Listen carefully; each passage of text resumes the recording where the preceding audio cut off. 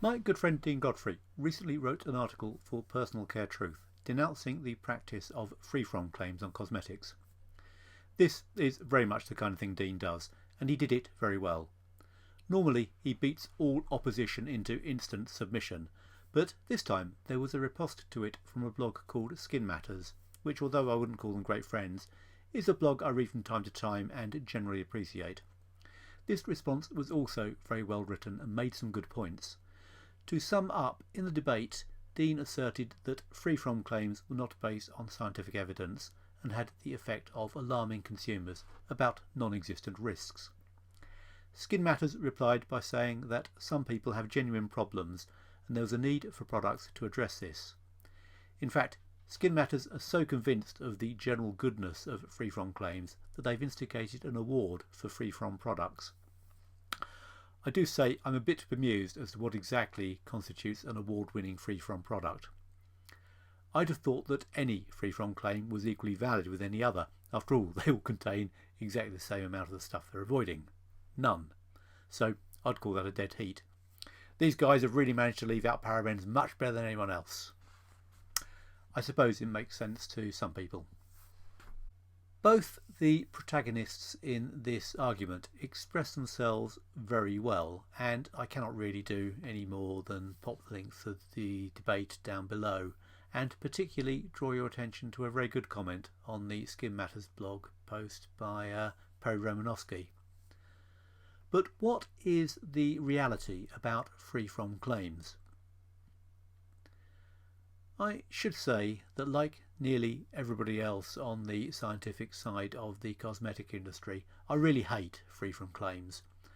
I'm naturally inclined to side with Dean's point of view, but I'll also concede the point made by Skin Matters that there is a need for some free-from products for those people who have real problems. But the interesting question is, why do they make so many of us so angry? One thing it certainly isn't is a question of the big boys in conventional products beating up the little guys in the natural product sector. Free-from claims are used by lots of the biggest cosmetic companies on some of the highest selling brands around the world. You tend to associate them more with the natural product sector, but I don't really think of that as being distinct from the rest of the cosmetics industry. If you're making cosmetics and selling them, you're in the cosmetic business. In reality, a lot of the natural products are formulated and made by the same people who do the standard ones anyway. And I'm just as annoyed when I see a large company making a free-from claim as when a small company does it. And this isn't simply about scientific rigour either. A great many claims made for cosmetic products across the whole industry really don't stand up to scientific scrutiny at all, but they don't annoy me to anything like the same extent. I think the reason that free-from claims are so annoying is the fact that they play on fear. And this is where the Skin Matters people, I think, don't understand the situation as well as Dean does.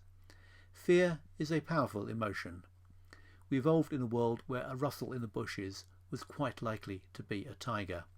It's little wonder that we are on a constant lookout for things that threaten us, no matter how innocuous they seem. We are hardwired to exaggerate the risks we come into contact with. This is something that marketers know very well. When they come up with a free-from claim, they are quite aware of what they're doing. I know this for sure. I've been in the meetings. So when I see a free-from claim on a pack, I remember times when I've been asked to dig out negative stories on particular chemicals in order to back up scaremongering claims. It just feels, and in fact it doesn't just feel like it, I think it really is, emotional blackmail. As with a lot of things though, it's not so much what you do as the way that you do it. If you genuinely want to provide products that meet the needs of people who have a particular problem with particular ingredients, then that's a good thing. So, for example, there are people who have a genuine and serious problem with gluten.